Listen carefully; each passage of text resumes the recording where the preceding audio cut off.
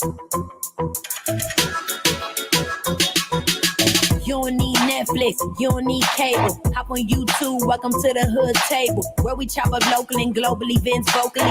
You don't really wanna miss out on these conversations. Just joke a little, laugh a little, get that wine in your system, fill your glass a little. Expose current events, talk trash a little. You never know, these opinions might clash a little. They addicted to the content, got them binge watching. You don't like it, then you want to bet your friends watching in the house and in your job parking lot before you clocking. They don't wanna miss a second of this HT content. Everybody think they got something to say, so it's an open invitation, bring it to the table. But if you come whack, just know we ain't buying in. We gon' probably turn your back and tell you sorry, try again, Yeah, welcome to the hood table. You don't need Netflix, you don't need cable. Yeah, welcome to the hood table. You don't need Netflix, you don't need cable.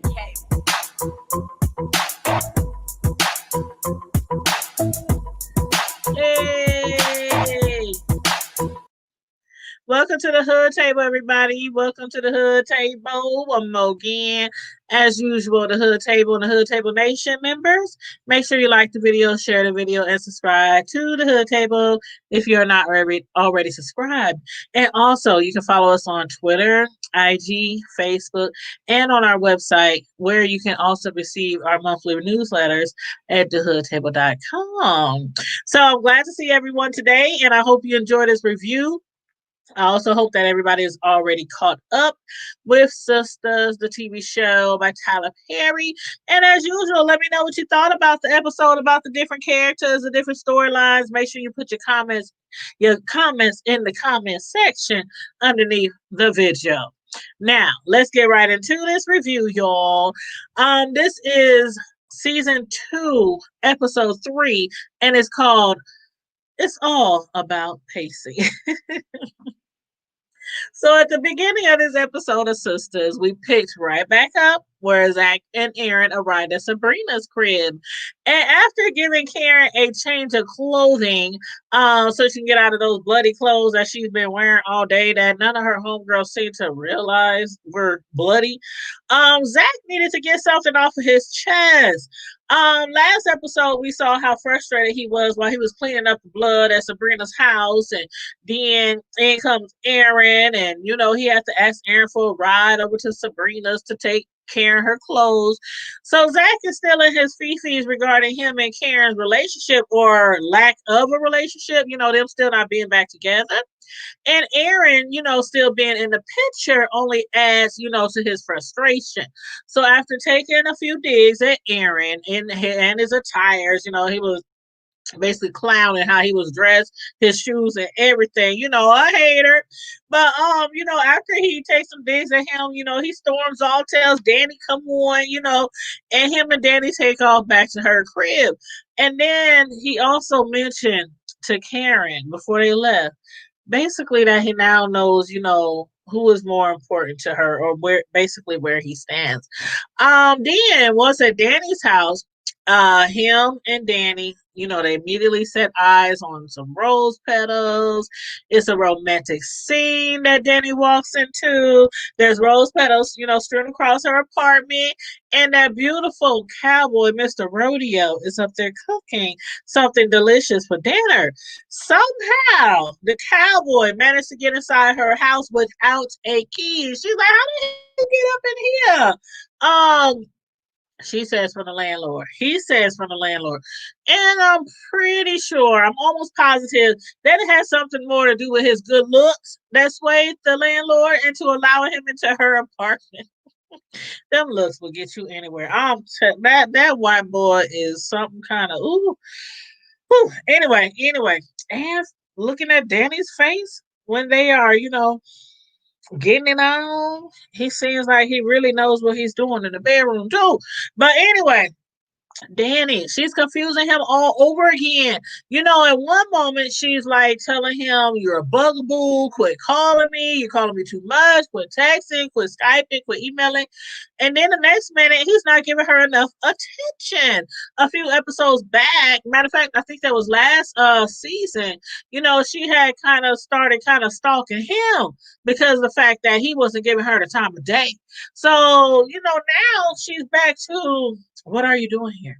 Why are you in my house? Why are you cooking me dinner? Stuff like that. And Preston is about good and tired of all her rules.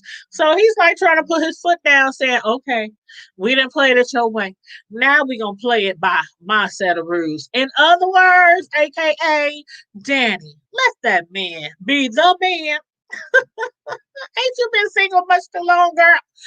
Now, while conversating after dinner, Danny realizes, after she uses the N word when referring to Zach, that her new man's family is extremely racist. And that is true in a lot of cases when, have a white person dating a black person just because they might not be racist. You know how it is. Sometimes they family had they set in their ways from back in the day, from their ancestors and stuff. But anyway, for that reason, he informs her basically, you know, um, he don't like her using that word. Like he hasn't even told his family that he's dating a black woman, a black person.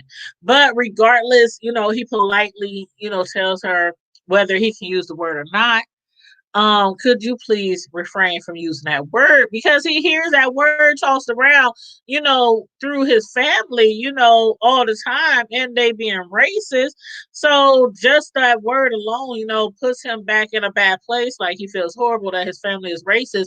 And then black people using that word doesn't really matter to him because he feels it is inappropriate, even if a black person is using that word, and even if they, or shall I say, we, in the word with a GA instead of a GER. So, even black people feel that way too. Guh means the same as girl. But anyway, I digress. Now, as far back as Karen, let's get back to Karen. I was wondering when exactly Karen would realize that Aaron be doing just a bit too much. If you ask me, he's doing a whole lot more than the cowboy was doing when Danny was trying to tell him you're being a bugaboo. Like Aaron and Karen, they still haven't really known each other that long, although a lot of chaos has been involved in their so-called relationship. Um, they really don't know each other, but he's constantly smothering her.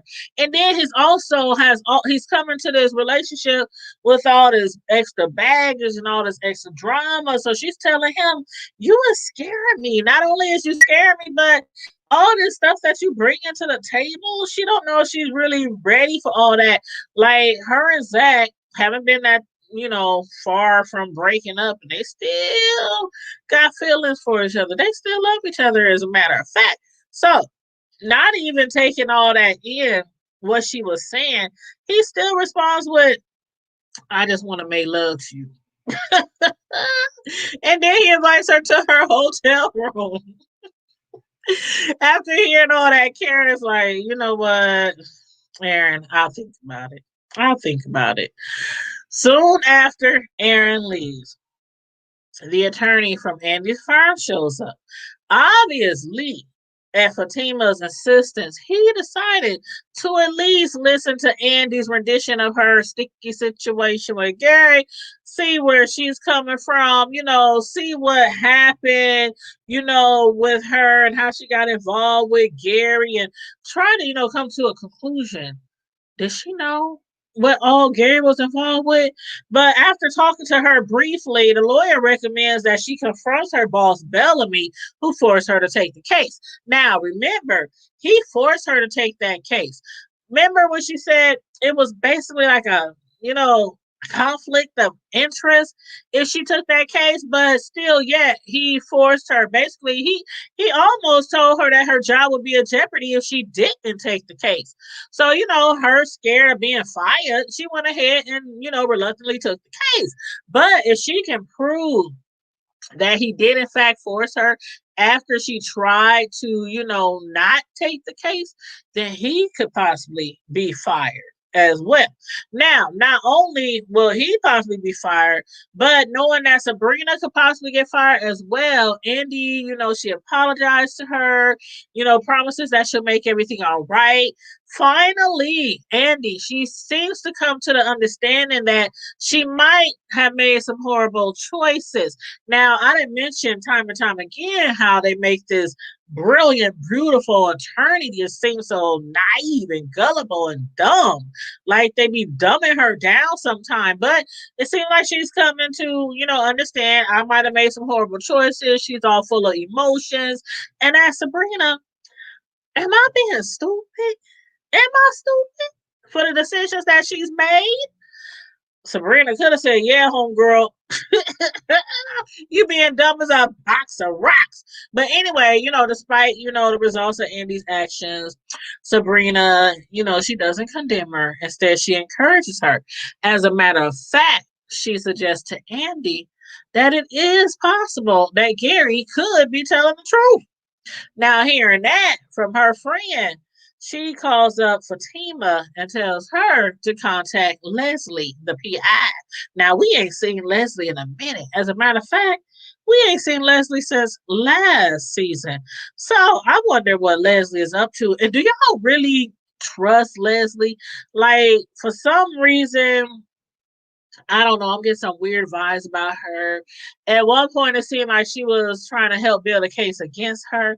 Then the next thing you know, she's trying to help her, build a case against her boyfriend. So I don't know what to think of Leslie right now. But hopefully next week, we'll have some more answers. But Fatima, she couldn't make that phone call to Leslie. Why not? Because she literally was running into Zach at the same time. And when I say running into Zach, not only has Zach been stabbed, but now he has been hit by a vehicle driven by Fatima. She is paying too much attention to that phone call and not to her driving. So she done hit Zach on his little bike.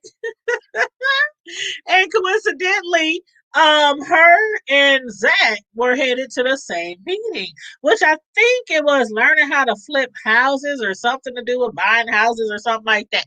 But after the meeting, Zach gets a call from Pam, who incorrectly informs him that Karen is awaiting him at the hotel. Now, she just assumed that Karen was going to be at the hotel with Zach.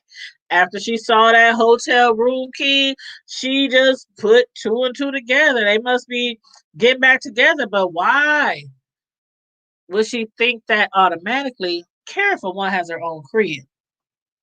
Okay, Zach can go over her house at any time. But anyhow, along with Andy and Sabrina's job being in jeopardy, I can see Pam soon to be unemployed after her assumptions. Because instead of waiting for Zach to arrive at the hotel, Karen was rolling around in the bed with Aaron.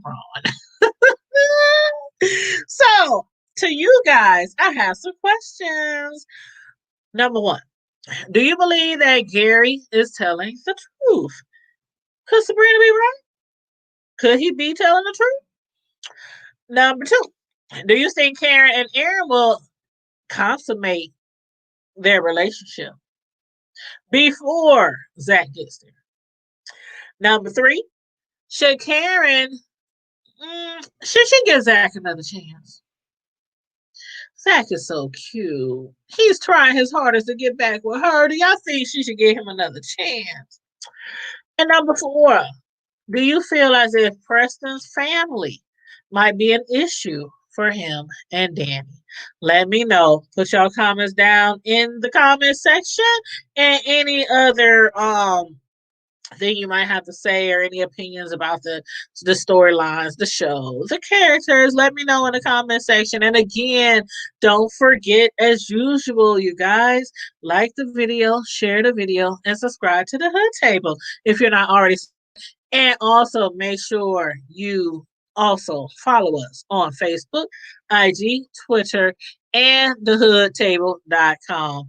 Thank you so much, everybody, and thanks again for tuning in to this review of Sistas Season 2, Episode 3. And the name of the show this time was called It's All About